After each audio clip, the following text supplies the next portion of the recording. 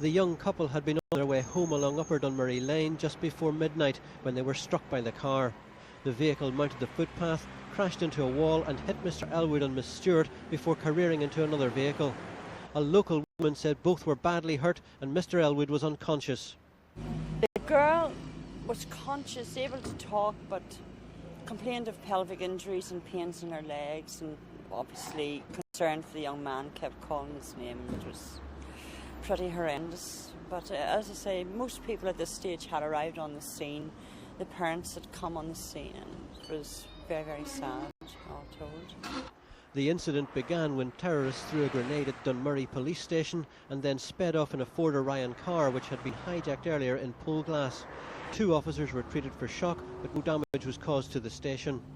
The crash happened less than a minute after the device was thrown.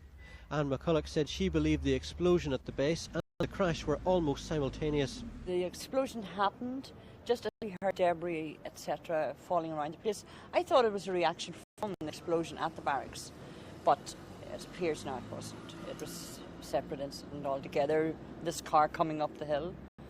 Was there anyone in the car, which is allegedly being driven by the terrorists when you got out?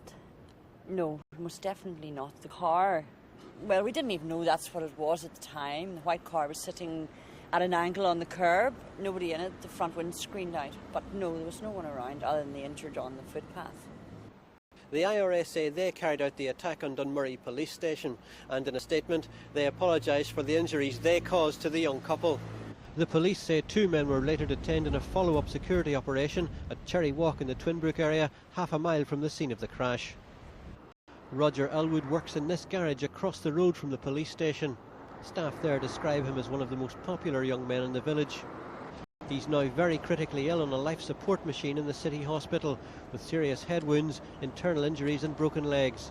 Miss Stewart, who sustained a broken leg, cuts and bruises, is described as stable.